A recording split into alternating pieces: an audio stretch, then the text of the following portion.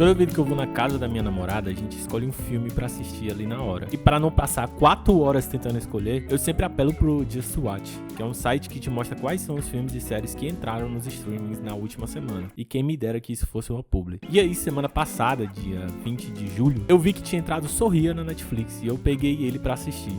E aí depois disso eu parei pra pensar. Há 2 anos atrás eu jamais escolheria um filme de terror pra assistir, porque eu simplesmente era um cagão. Morria de medo e até hoje tenho um pouco de filme de terror. E juntando isso ao fato que eu tinha um preconceito com esse gênero, porque eu achava que eram filmes que eram feitos só pra assustar, aí é que eu não assistia mesmo.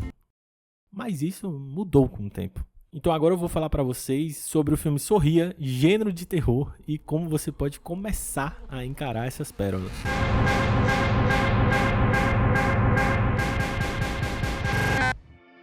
Sorria é um filme lançado em 2022 que conta a história de uma psicóloga que passou por um trauma e acaba sendo assombrada por uma entidade que se materializa na forma desses sorrisos. Desde quando esse filme saiu, parecia que ele estava apenas ocupando um lugar de filme de terror genérico que tem que estar nas salas de cinema. E o filme realmente é básico, mas por ser um filme de terror, eu realmente achava que era uma bomba completa. E a verdade é que ele não é tão ruim assim. E bom, é importante ressaltar que a partir daqui vai ter spoilers desse grande filme de 2022. O antagonista desse filme é uma entidade que faz você ficar tendo alucinações depois que você presencia um antigo portador dela enlouquecer e se matar na sua frente. Paralelamente a isso, temos um arco da personagem principal que vê todas as suas relações pessoais derreterem por conta dessas alucinações. Ninguém acredita nela e principalmente querem se afastar dela. E incluso nisso tá o seu marido e a sua irmã, o que é bastante plausível, já que ela deu um gato morto pro sobrinho dela. Outra coisa é que tanto a sua irmã quanto o seu marido se afastam dela muito por conta do seu passado, pois quando criança, ela passou pelo trauma de conviver sozinha com a sua mãe, que tinha algumas questões mentais, tanto que acabou se suicidando. E quem viu isso e teve que lidar com isso diretamente foi a própria Rose sozinha, ainda quando era criança. Mas não foi a mãe da protagonista que passou a entidade para ela, foi uma de suas pacientes da clínica psiquiátrica, que se na frente dela com aquele sorriso desgraçado. E depois disso ela começou a ser atormentada pela entidade, enquanto todo mundo que estava ao redor dela se afastava. Entra. Oi. Você mandou uma paciente chamada... E aí depois de muita enrolação, mas muita mesmo, porque se tem um ponto muito negativo desse filme é a montagem. A edição desse filme enrola muito pra história evoluir. Mas mesmo com tudo isso, em algum momento a Rose descobre como funciona a entidade e vê que a única opção dela é levar essa maldição pro túmulo junto com ela. Então ela vai pra casa onde ela morava na infância, onde ela viu sua mãe morrer e decide acabar com tudo isso, enfrentar seus traumas e principalmente não passar isso pra qualquer pessoa ao seu redor. Mesmo que todos já tenham se afastado dela, ela toma essa decisão muito altruísta. Então você vê que mesmo um filme de terror mediano apresenta ali um argumento e trabalho de personagem que pode te engajar naquela narrativa. Sorria teve um orçamento de só 17 milhões de dólares. Para efeito de comparação, Nope do mesmo ano, por exemplo, custou 68 milhões e Halloween Ends foi 33. Então é um filme de orçamento baixo comparado a esses outros, e fora que esse filme é o longa de estreia do diretor Parker Finn, que recebeu essa oportunidade da Paramount por conta do seu curta, Laura Não Dorme, e tem a mesma premissa do filme, de explorar o pesadelo de ter pessoas sorrindo, te perseguindo. E talvez seja exatamente isso que mais me frustrou nesse filme. Quando a Rose volta para sua casa de infância, a entidade começa a assumir a forma da sua mãe e a brincar com seu psicológico. Inclusive, todo esse final é onde o filme mais brilha.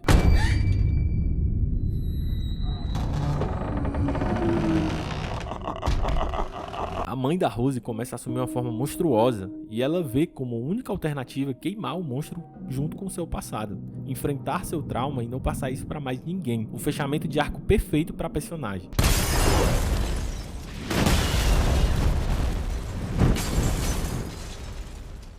Só que isso não acontece. A Rose acaba presa num loop de alucinações da entidade e acaba se na frente do seu ex-namorado, passando a maldição adiante. E eu entendo esse final, sabe? Porque, querendo ou não, a gente tá assistindo um filme de terror. Finais felizes, com certeza, não são uma constante. Mas eu confesso que eu fiquei com um gosto meio amargo com essa conclusão, porque tinha todo um final bem construído pra personagem, e eles preferem terminar com um cliffhanger de uma história que nem vai acontecer. No Sorria 2, que já tá saindo nos trailers, quem tá amaldiçoado é a Lady Gaga, cara, e não o ex-macho da Rose. Don't call me Gaga. Por mais que no fim eu tenha saído com uma experiência bem nota 6 desse filme, foi uma experiência legal de acompanhar. E eu não teria tido esse contato com essa obra se ainda tivesse com medo ou só com preconceito mesmo com filmes de terror. Então agora chegou o momento que eu vou te passar algumas dicas que me ajudaram a começar a apreciar o cinema de terror. Papel e caneta na mão, por favor. Primeiro, comece com filmes bem leves. Vou dar dica pra vocês de 120 Dias de Saló, Centopeia Humana, filmes Snuff. Calma que eu tô frescando, tá? Uma coisa que me ajudou de verdade a ter contato com essas obras foi o canal Refúgio Cult. Tem muitos filmes de terror que despertam minha curiosidade, e como antes eu não tinha coragem de assistir esses filmes, mas eu queria muito ver a história, eu apelava pra um resumo do YouTube. E o Refúgio Cult é o melhor canal do segmento. Pelo menos pra mim, né? Em todo vídeo ele começa dando uma sinopse, uma opinião geral sobre o filme, depois ele conta toda a história. E foi a partir do canal dele que eu conheci algumas histórias bem interessantes que me fizeram ir atrás de assistir o filme depois de assistir o vídeo dele. E já sabendo do feeling geral do filme e até de alguns dos momentos de sustos, eu ia bem mais tranquilo pra ter essa experiência. Quando não tá fazendo isso, o velho tá andando de patinete elétrico no shopping encarando as moças passarem o tempo todo. Uma hora dessa que eu queria ser rico, rapaz. Uma hora dessa que eu queria ser macho.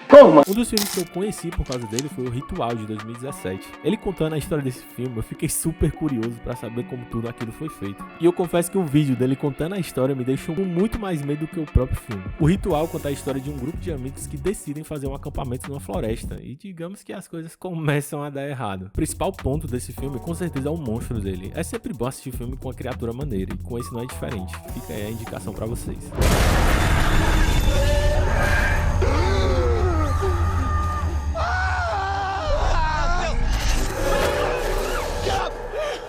Outra dica, e talvez a principal, já que quase todo mundo já fez isso, é assistir um filme de terror com a galera. Ou seja, seu amado, sua amada, seus amigos. Estar acompanhado de uma pessoa deixa tudo mais leve e menos tenso. Eu assisti Pearl com uma amiga minha no Discord e foi o supra-sumo da experiência ver todos os traços de personalidade dela em tela.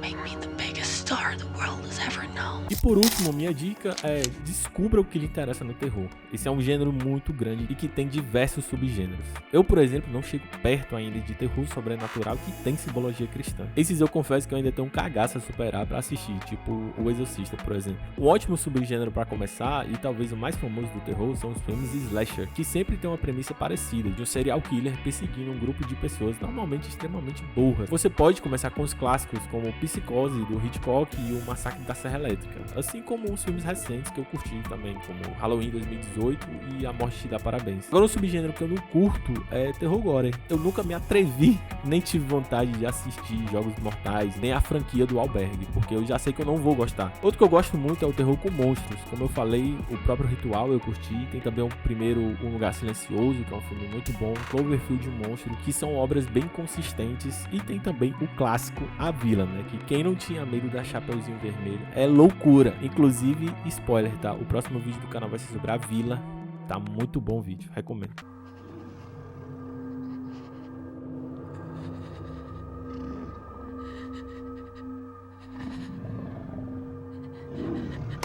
Então, como você pode ver, o terror é um gênero muito rico. São diversos subtemas e até tropos narrativos sazonais que a gente pode observar nessas obras. A verdade é que o tempo todo essa categoria está se reinventando e se atualizando. Filmes que exploravam conceitos como A Hora do Pesadelo e Hellraiser fizeram sucesso na década de 80. Mais recentemente, Corra e Midsommar representam muito bem o tropo do terror psicológico. E ultimamente já vemos histórias que se comunicam diretamente com a geração que cresceu lidando com a pressão das redes sociais, como Talk to Me e Boris. E além disso tudo que eu falei, no fim, é inegável a importância desse gênero para a história do cinema. Já nos primeiros anos da sétima arte, o sentimento do medo foi explorado por diversos cineastas, tendo sua base muito bem estabelecida no expressionismo alemão, com filmes como O Gabinete do Dr. Caligari e Nosferatu, que tá para sair um remake aí recente que eu tô botando muita fé também. E o fato do cinema de terror ter crescido praticamente junto com sua mídia tá muito atrelado à questão de que esse gênero brinca com as nossas emoções básicas, como ansiedade e medo. Assistir a um filme é observar uma janela para outro mundo, e a câmera conduz o espectador por essa viagem, mostrando e deixando de mostrar o que lhe convém. E assim como o mágico precisa enganar o público para impressioná-lo, o filme de terror precisa enganar o público para assustá-lo, tensioná-lo e emocioná-lo. Então fazer um filme de terror ou suspense é brincar com todos os elementos que compõem o audiovisual: fotografia, luz, sombra, penumbra, trilha sonora, montagem e tudo mais. Tanto que tem várias cenas no meio de um filme de terror que você sabe que está prestes a acontecer o jumpscare. Enquanto a trilha sonora diminui, a câmera fica estática, algo está prestes a acontecer. ou talvez não. Mas pode ser que aconteça. E essa é a graça. É essa tensão que ativa a adrenalina no nosso corpo e faz a gente ficar apreensivo e depois relaxado. Essa é a recompensa de assistir um bom filme de terror. Encarar o medo de algo que possa acontecer e depois receber o alívio da segurança.